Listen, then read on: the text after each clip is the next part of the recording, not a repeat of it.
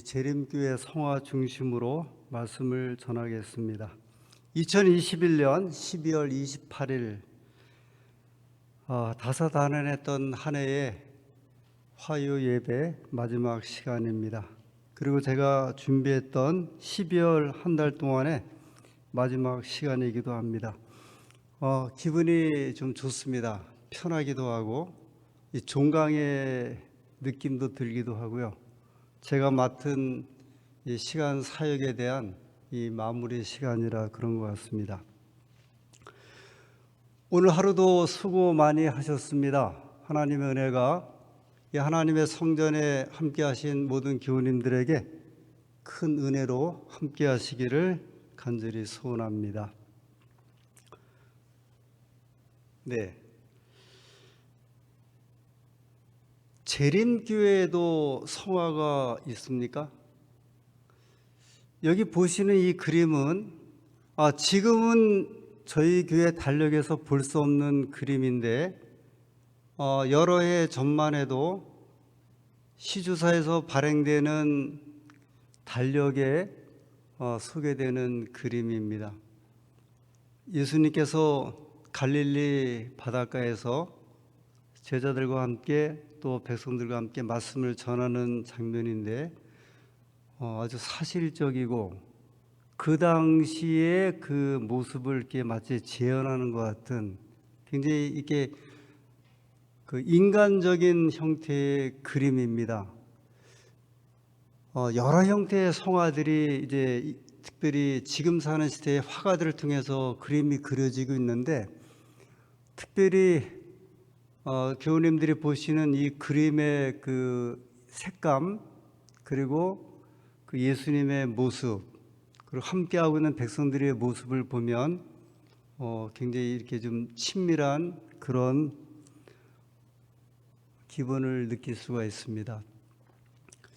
이 그림은 해리 앤더슨이라고 하는 저희 교회 유명한 화가의 그림입니다. 한쪽에는 예수님이 이렇게 아이를 안고 가시는 모습인데 2000년 전의 예수님과 특별히 이 시대의 그 어린아이의 모습을 같이 그린 그림입니다. 예수님과 어린이들 이런 제목의 그림이고요. 또 한쪽에는 예수님 한 소녀를 안고 있는데 이 소녀가 예수님의 이렇게 손을 이렇게 지금 가리키고 있는 모습이거든요. 왜 그러죠? 예수님의 못 박힌 그 손을 가리키면서 What happened in your hand? 그런 의미가 있습니다. 당신의 손에 이 상처가 무슨 일입니까? 그런 제목으로 그려진 그림입니다. 이 해리 앤더슨은 제가 여러 자료를 검색해 보니까요, 이 미국에 있어서 굉장히 유명했던 일러스트 화가로 알려졌습니다. 본래는 상업적인 그림을 그리던 화가였는데 그래서 굉장히 유명하고 이 그림이 많이 소개됐습니다. 그러다가 저희 교회 신앙을 하시면서 성화를 그리는데 매진을 했고 그래서 그 그림을 정말 아주 은혜롭게 많이 그리면서 제가 매년 발행되는 성화 가운데에 이분의 그 그림은 아주 종종 등장했었던 그림입니다.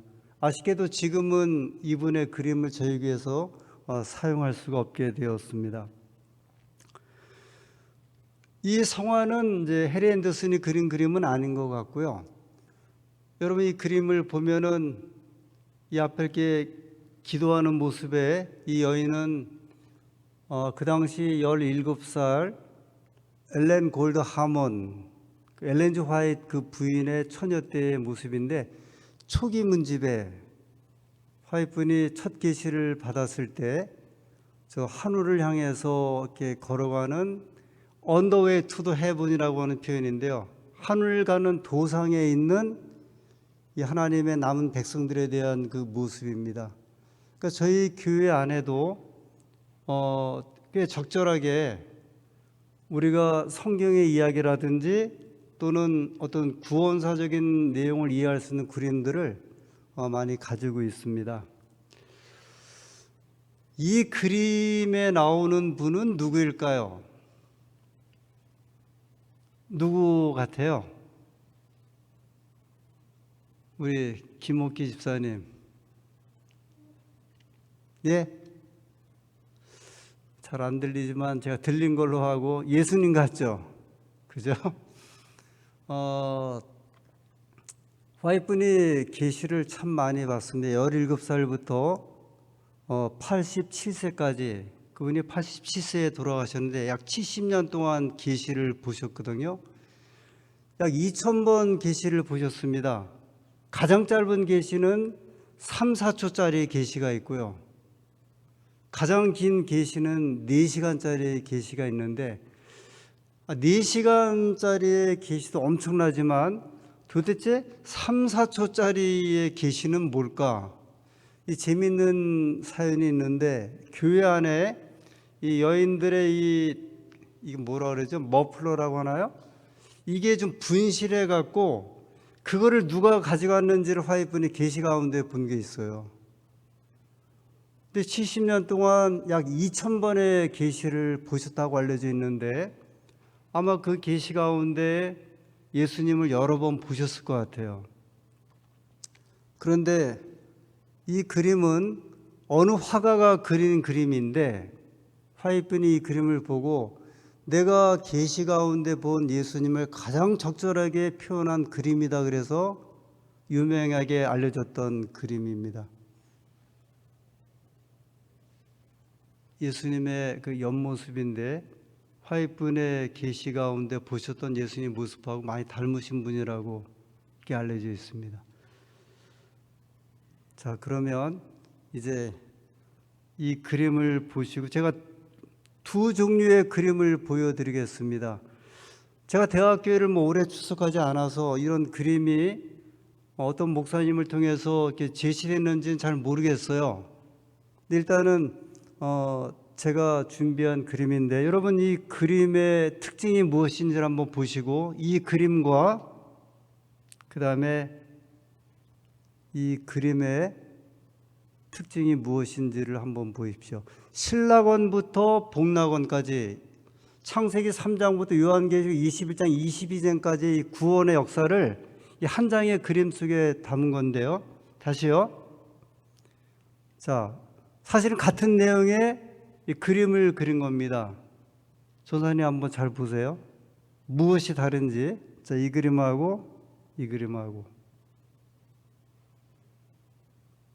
뭐가 다른 것 같아요? 한 번만 더. 자, 그러면 더 이해를 돕기 위해서 두 장을 같이 보여드릴게요. 무슨 차이가 있을까?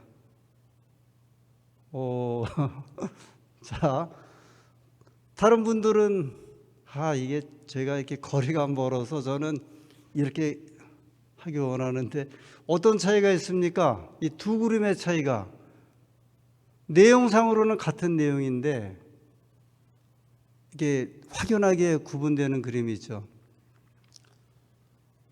여기 볼 때 교우님들이 보실 때 왼편 쪽에 있는 그림 그리고 오른편의 그림을 보면 왼편 쪽에 있는 그림의 강조는 율법나무에 매달려 있는 십계명이 강조된 그림이고요. 그러면 오른쪽에 있는 그림은요, 예수님의 십자가가 이제 강조된 그림입니다. 이 그림은 이 비슷한 시대에 저희 교회에서 소개되었던 그림인데 왜 이 두 그림이 이렇게 차이가 있는 그림으로 그려졌을까?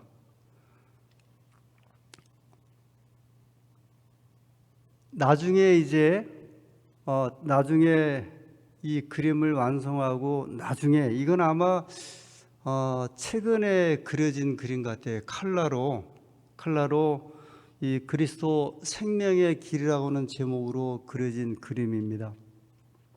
사연을 한번 소개해 볼게요.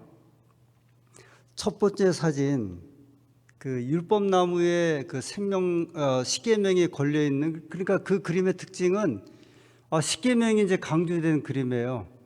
이 신라건부터 복락원까지의 그 광경을 약 6,000년 역사를 그린 가운데 중심점을 십계명을 두고 그린 그림인데 1870년에 그 유명한 의사 켈록이 제임스 화이트에게 이 그림을 소개를 했습니다.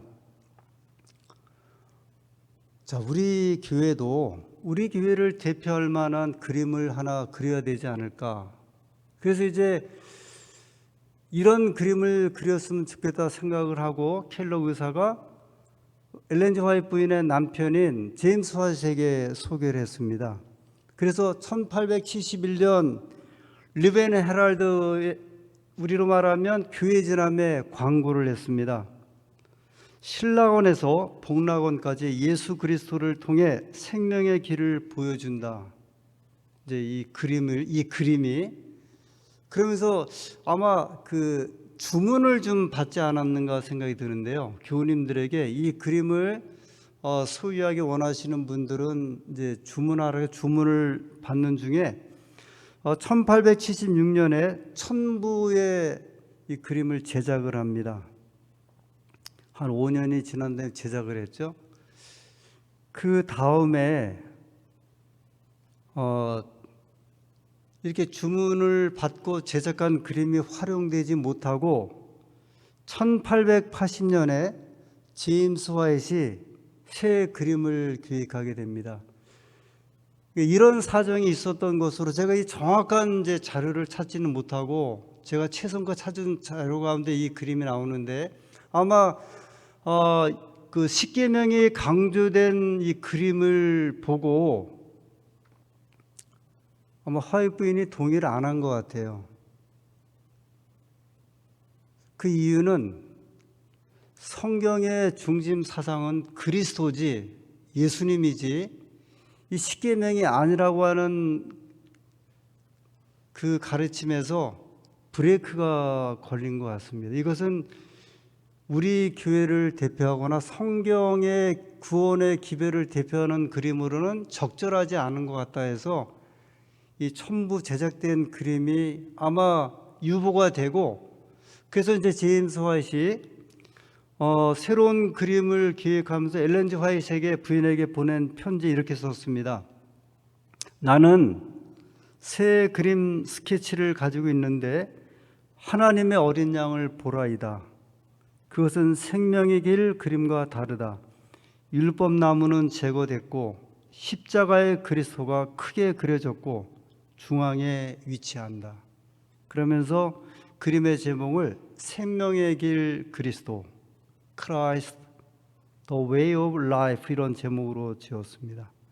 근데 제임스 화이트이 중풍에 걸려서 이제 고생하다 돌아가셨는데 이 완성을 못 보고 돌아가시고 1883년에 아들을 통해 이 그림이 완성됐습니다. 다시 한번 볼까요? 이것은 이제 칼라로 아마 다시 그린 그림 같습니다. 저 에덴 동산에서 쫓겨나는 장면부터 그 다음에 그 아벨의 죽음을 당하는 모습 그리고 이제 그 번제단에서 구원의 어떤 이야기가 펼쳐지는 그런 모습 또 한쪽에 보면 예수님이 침례 받으시고 또 12 제자의 모습이 있고 저 뒤에 쪽에 보면은 예수님의 재림의 장면을 그리면서 이제 이 구원의 이야기를 풍성히 담은 그림으로 남게 되었습니다. 재림교회는 어떻게 발전했는가? 특별히 교리에 있어서 이 그림의 변화가 왜 이런 이야기를 우리에게 주고 있을까? 왜 그림이 바뀌어가면서 이렇게 되었을까? 제7회 안식일 예수이름교회는 신생교회입니다. 이 19세기 중반에 시작되었고요. 아마 개신교회 중에 가장 늦게 시작된 교단 중에 한 교단입니다. 여러분 그 물건을 판매하면 이제 신제품을 이렇게 개발했어요. 그러면 이미 앞서서 이렇게 생산되고 그 다음에 판매되는 좋은 제품들이 있으면 예를 들어 자동차라든지 뭐 텔레비전, 냉장고를 포함 있으면 후발주자로 생산된 그런 제품들은 그 제품을 소개할 때 그 제품이 먼저 이렇게 그 나온 제품들, 생산된 제품들보다 이제 어떤 문제에 있어서 어떤 면에 있어서 더 훨씬 좋다고 하는 것을 강조를 해야 물건을 잘 팔 거 아닙니까? 예를 들어 자동차를 판매하고 생산하게 될 때 앞서 있는 자동차들보다 연비가 좋다든지, 그 다음에 더 튼튼하다든지, 뭐 승용차가 8톤 트럭하고 충돌해도 사망자가 없다든지, 뭐 이런 식으로 이제 강조하지 않겠습니까? 재림교회의 그 탄생은 이 특별함 때문에 탄생을 했고요. 이 특별함을 강조할 필요가 대두가 되었죠. 그래서 특별하고 이 종말적인 기별, 십계명이 강조되고, 특별히 십계명 가운데 이제 안식일이 강조되었죠. 특별히 일요 법령에 대한 이런 강조가 이 시대적인 것과 이제 맞물려서 나중에 생기게 되고요.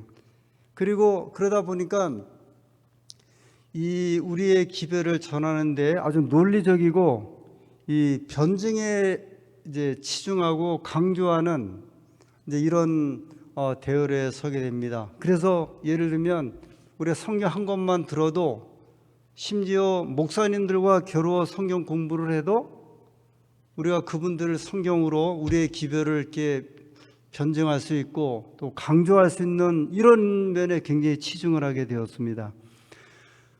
요한계시록 10장에 다시 예언하여 하리라고 하는 이 다시 예언하는 사명을 받은 교회였고요.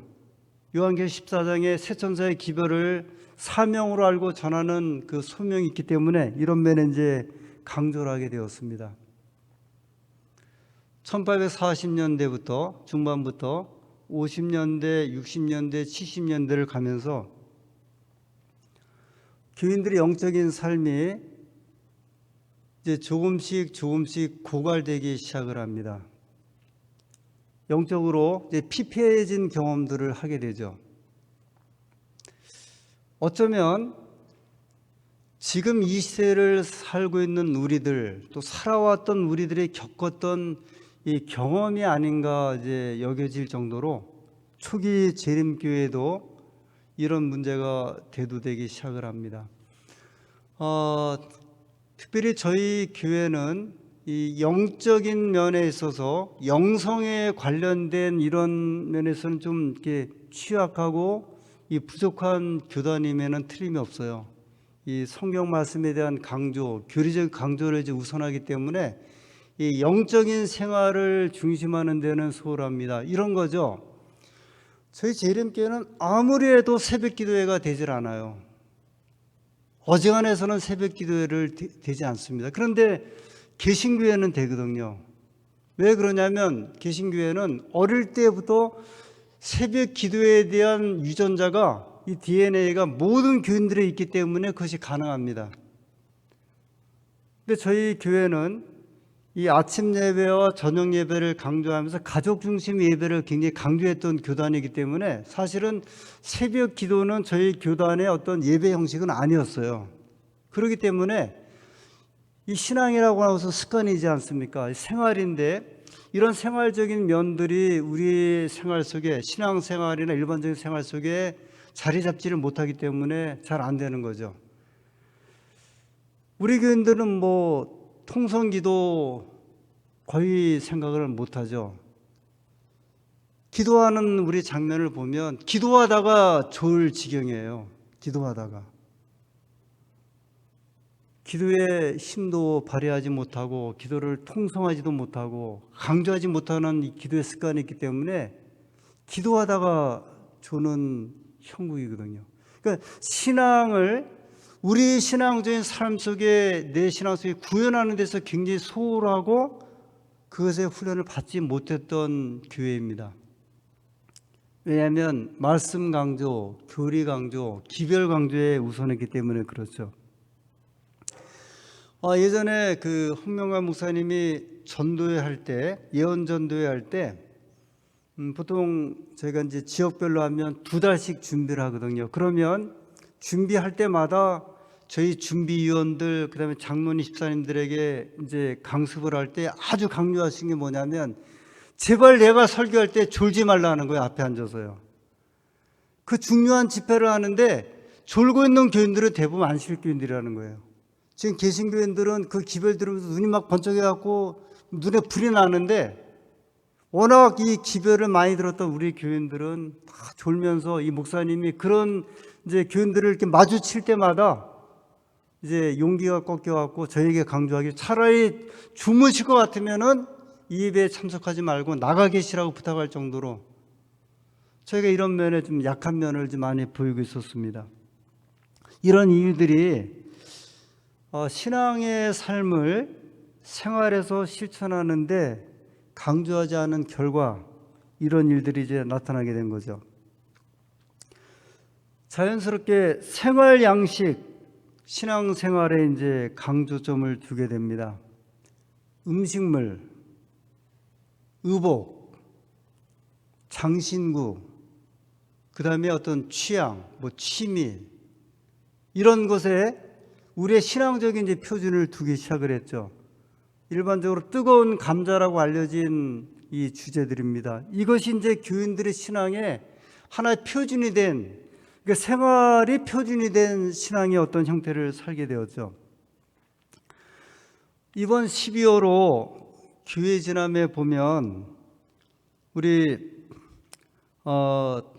대충의 이 식생활 또는 건강 담당 책임자가 이런 기사를 실었어요. 음식 전쟁은 이제 그만. 이분이 어느 시골 교회를 이제 방문해서 말씀을 전하게 되었습니다. 안식일 날. 근데 대개 이제 교회 식사를 오후에 파트락 할 때 이렇게 초청 온 목사님을 제일 먼저 식사를 하시라고 그러잖아요. 그래서 이 목사님이 하도 강건하는데 그 앞자리에 섰습니다. 그 앞에 보면 이제 식탁 테이블이 뚝 쳐져 있고요. 근데 이 준비한 한 집사님이 이렇게 이제 큰 소리를 쳤습니다. 여러분, 여기에 진짜 치즈가 있어요. 그렇게 이제 소리를 쳤어요. 근데 이 목사님은, 이 부장님은 본래 이렇게 치즈를 잘 드시지 않는 분이었는데 저렇게 큰 소리 치는 게 좀 궁금해서 뭔가 사연이 있다 싶어갖고 이 치즈를 제일 먼저 담아갖고 치즈가 담긴 음식을 담아서 이제 그 플레이트에 옮겼습니다. 그랬더니 여기 치즈가 있다고 큰 소리 친 집사님이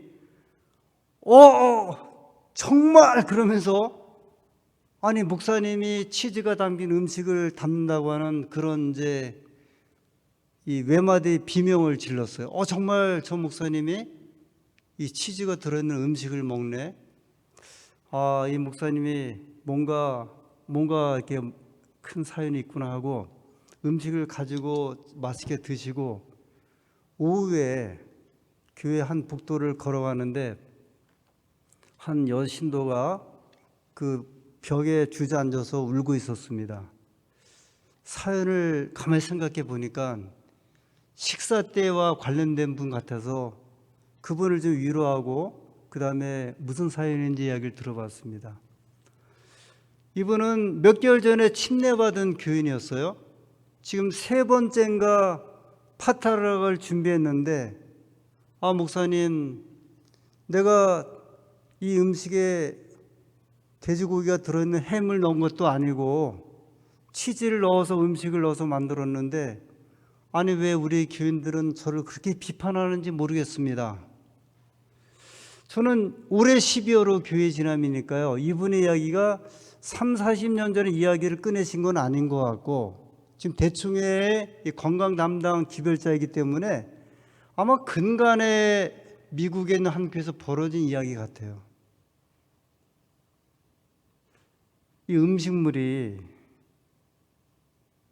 신앙의 이제 표준을 이야기를 하고 이 정죄에 앞장서는 도구가 된 거죠. 신앙적 톨레랑스, 이 관용이 필요하다. 저는 이렇게 말씀드리고 싶습니다.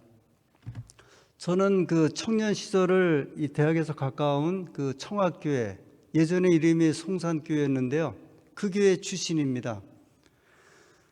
제가 청년 시절에 신앙할 때 참 바람을 많이 탄 교회였어요. 전혜심 그 집사님 시기파 일했던 그분과 일했던 장로님 네 분이 그 교회를 주석하고 계셨고, 그리고 저 그 당시 아치네, 평창 아치네 그 대화에 있는 아치네에서 작업 성경원에서 교육받았던 분들이 이제 저희 교회에 좀 많이 있었고, 거긴 뭐 저희 형님도 해당되고 하여튼 여러 분들이 있고, 그리고 잘 아시는 그 박명호 씨 그 원주 노화방주에 기틀을 마련해 하셨던 남성의 장로님 가정, 이분들도 이제 거기서 원주민이면서 원주 쪽에 또 개척을 하시면서 하여튼 그런 분위기가, 그래서 정말 안식일마다 저희가 젊은 청년들이지만 그분들은 늘 이렇게 수첩을 갖고 다니셨어요. 예언의 신인이 적혀있는 수첩을 갖고 다니면서 저희가 어떤 일이 있으면은 아주 친절하게 그걸 읽어주셨습니다. 예언의 신에 이렇게 기록되어 있는데 하시면서 알려주시고, 제가 그 당시 청년회장이었기 때문에 일요일에 청년들과 함께 수락산을 이제 등산하기로 했는데, 마침 직원회가 안식일날 저녁 8시에 시작이 됐는데 새벽 2시에 끝났습니다. 그때 한상경 교수님도 그 교회 장로님이었기 때문에 같이 참석을 했는데, 주제 하나는 뭐냐면 청년들이 일요일에 많은 사람들이 모여 있는 곳에 등산을 가는 문제가 과연 옳은 일이냐. 야, 그걸 4시간을 이렇게 이야기를 하시는데, 그래도 저희는 그 다음날 아침에 등산을 갔습니다.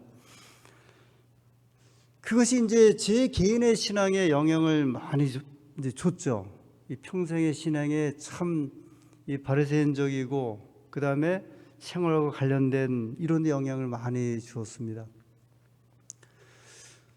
교회에 한 구도자가 이제 교회를 추석하게 되었는데, 정말 휘황찬란하게 옷을 입고 장신구를 하고 이제 오시는 분이었는데, 그러면 많은 교우님들의 관심이 저 사람의 귀에서 저 귀걸이를 언제쯤 벗겨낼까, 목걸이에 있는 저 목걸이를 언제쯤 벗겨낼까, 그게 교우님들의 관심사예요.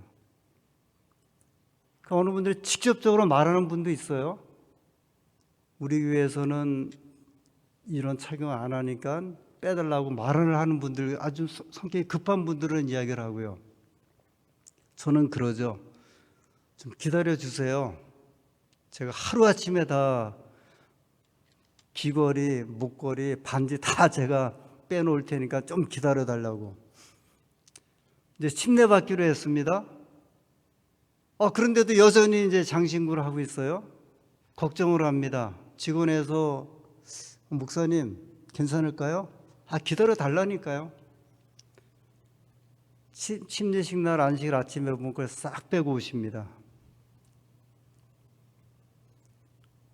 다 그분들이 알거든요. 근데 우리 교우님들은 못 기다려요. 저걸 빼야 돼. 저걸 빼지 않으면 속이 상해서 못 보는, 옷을 휘황찬란하게 입고 오면 그걸 어떻게 해서라도 좀 벗겨봤으면 하는. 저희 그 한 딸이 어렸을 적에 어느 집에 갔다 오더니 엄마한테 그러더랍니다. 엄마, 나도 눈깔 달린 고기 좀 해줘 그러더래요. 아니, 눈깔 달린 고기가 뭘까 했더니 생선을 아마 먹고 온 것 같아요. 조기를 먹고 왔는데, 그래서 그 아이는 근데 그때 저희는 전혀 이제 생선을 안 먹을 때였는데, 제가 그 말을 듣고 제 아내에게 저 생선을 해줘라 그랬어요. 해줘라.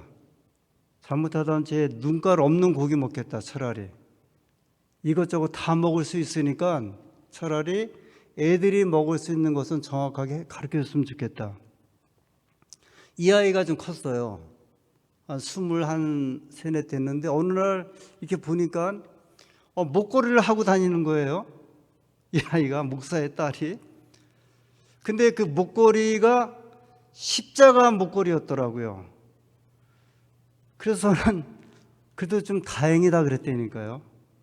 그래도 제가 그 젊은 나이에 이 목걸이 좀 한번 하고 싶은데, 제가 말씀드렸잖아요. 저는 청소년 시절을 아주 엄격한 교회에서 신앙하면서 지냈기 때문에 그걸 찰 수가 없는데, 얘가 눈치를 보다가 저한테 걸렸는데 저는 아무 소리 안 했거든요. 지금 이제 35, 여섯 됐나요? 뭐 지금은 전혀 안 하고 다니더라고요. 제가 만약에 그때 그것을 나무라고 혼냈으면은 이 아이는 마음도 열지 않았을 것이고 아주 고루하고 진부한 아버지로 여겼을 터인데, 저는 말하고 싶었죠. 제가 말을 안 하지 않는 사람인데, 제가 그 말을 하게 되면 아이하고 대화가 끊어질 거 알기 때문에 일절 말을 하질 않았습니다.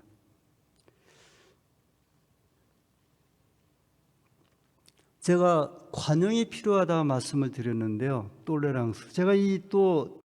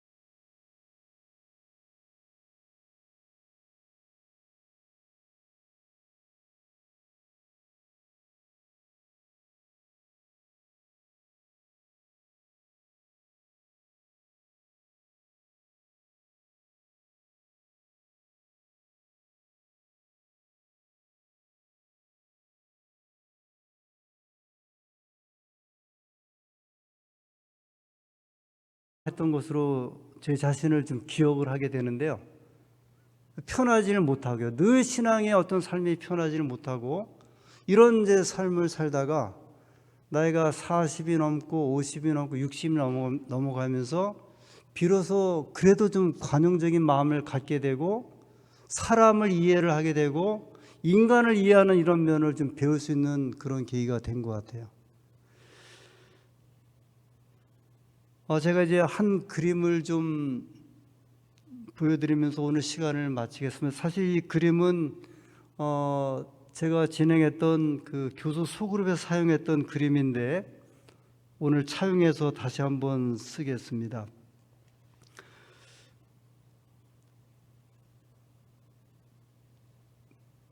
그 고흐라고 하는 빈센트 반 고흐라고 하는 화가가 있죠. 이 화가가 주로 그린 그림이 이제 보면 별에 대한 그림을 많이 그렸다 그래요. 이 별에 대한 그림을 많이 그렸거든요. 지금 보시는 대로 그냥 그림이 아니라 이렇게 막 휘몰아치는 이런 그림을 많이 그렸고 별에 관한 그림을 많이 그렸는데 그 일에 관해서 어떤 이제 평론가가 이렇게 이야기를 합니다. 고흐가 별을 많이 그린 이유는 이 동물 중에 유일하게 별을 바라볼 수 있는 동물은 사람밖에 없기 때문에 그렇다, 그렇게 이야기를 했어요. 저희도 성경 가르칠 때 구도자들이 그렇게 이야기를 많이 하죠. 여러분, 짐승들 가운데 하늘을 쳐다볼 수 있는 존재는 사람밖에 없습니다. 이 사람이라고 하는 말을 헬라어로 안드로포스라고 하는 말을 쓰는데, 이 말이 위를 쳐다보는 존재래요. 지금 우리 전사님도 딱 앉은 상태에서 저를 쳐다보잖아요. 그리고 앉은 상태에서 바로 하늘을 볼 수 있는 것은 사람밖에 없다고 하는데, 하나님께서 사람을 지으실 때 아예 처음부터 위를 쳐다보는 존재, 사실 위라고 하는 개념은 상위 개념이고 하나님에 대한 의미를 포유하는데, 사람은 하나님을 바라볼 수 있도록 이제 만들어진 존재라는 거죠. 다니엘 4장 34절에 보면 그 기한이 참에 나 느부갓네살이 하늘을 우러러 보았더니 내 총명이 다시 내게로 돌아온지라, 이렇게 말씀했습니다. 잘 아시죠? 느부갓네살이 7년 동안 정신병 앓고 난 다음에 7년 후에 그의 정신이 돌아올 때 이야기입니다. 제가 2007년 7월에 도서관 3층에 있는 예언의 신 연구소에 좀 자료를 검색할 일이 있어서 도서관 계단을 올라가다가 2층과 3층 그 중간 계단에 이 성경절을 발견하게 되었습니다. 하늘로 우러러 보았더니 내 총명이 다시 내게로 돌아온지라. 저는 이 성경절을 보고 깜짝 놀랐어요. 아니, 저 성경절을 누가 이 도서관에다가 쓰자고 했을까? 하늘을 우러러 보았더니 내 총명이 다시 내게로 돌아온지라. 제가 그 당시에 영적인 좀 소진이 있었고요. 그래서 자료를 찾고자 했고 능력을 받고자 이제 그 예언의 신 연구소로 올라가던 중에 이 성경절을 바라보면서 저는 엄청난 충격을 받았습니다. 이방의 왕이 하늘을 우러러 보았더니 총명이 다시 돌아왔다. 그렇다고 하면 하나님의 자녀, 하나님의 백성들이 하늘을 우러러 보았을 적에 하나님께서 아주 무한한 총명을 주시지 않겠는가?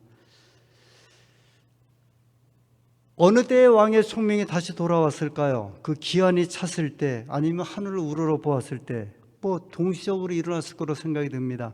보통 우리가 요한복음 2장의 가나 이적을 이렇게 이야기할 때 언제 물이 포도주로 변했을까?